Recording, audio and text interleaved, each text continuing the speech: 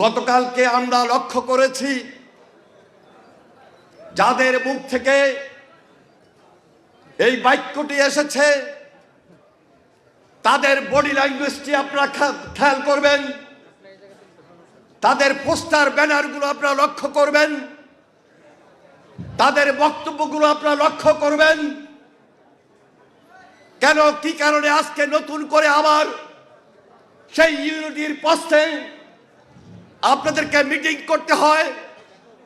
যেদিন আমরা জেলে ছিলাম, এই আন্দোলন সংগ্রামের মধ্যে, এই আন্দোলন সংগ্রামের মাঝেই আপনারা সেদিন আমাদের ছাত্রদলকে আহ্বান করেছেন।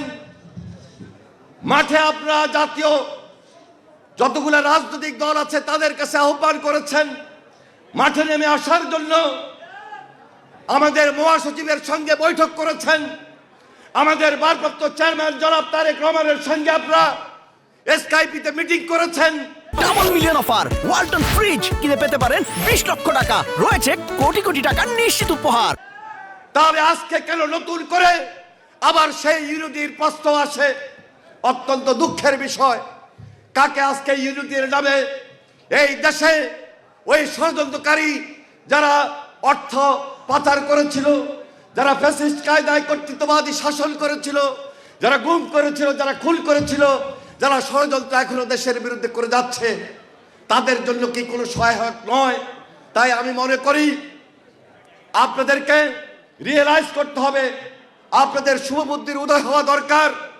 জাতীয়তাবাদী ছাত্রদল বাংলাদেশের সর্ববৃহৎ রাজনৈতিক ছাত্র সংগঠন, যেই ছাত্র সংগঠনের ঐতিহ্য এবং গৌরবের সঙ্গে আমরা সবাই জড়িত, আমাদের কমিটমেন্ট জড়িত, আমাদের রাজনীতি জড়িত।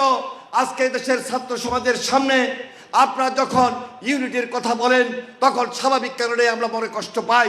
কারণ এই ইউনিটির সুযোগ কারা নিচ্ছে, কারা নিতে চায়, কারা আবার নতুন করে ষড়যন্ত্র করে দেশকে অস্থিতিশীল করতে চায়। কেন এই ধরনের পোস্টার আপনাদের মিটিংয়ে আসবে? কেন এই ধরনের বক্তব্য আপনাদের মিটিংয়ে আসবে? কেন এই ধরনের বডি ল্যাঙ্গুয়েজ আপনাদের মধ্যে আসবে? আপনারা কারা কোন বডি ল্যাঙ্গুয়েজে বক্তব্য দিয়েছেন আমরা লক্ষ্য করেছি। আমরা তা চাই না।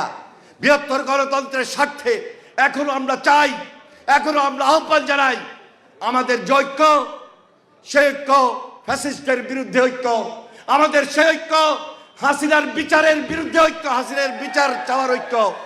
আপনাদের সে ঐক্য আমরা চাই। হাসিনার সঙ্গে যারা সঙ্গপাঙ্গ হয়ে এই দেশের ক্ষতি করেছিল, ফ্যাসিস্ট ভূমিকা থেকে যে কর্তৃত্ববাদী শাসন করেছিল, যে দুঃশাসন তৈরি করেছিল, যে অন্যায় করেছিল, যে অত্যাচার করেছিল, যে লুণ্ঠন করেছিল, আজকে সে ঐক্যই হওয়া দরকার। সে ঐক্যের মধ্য দিয়ে অবশ্যই সবার আগে হাসিনার বিচার আমরা চাই।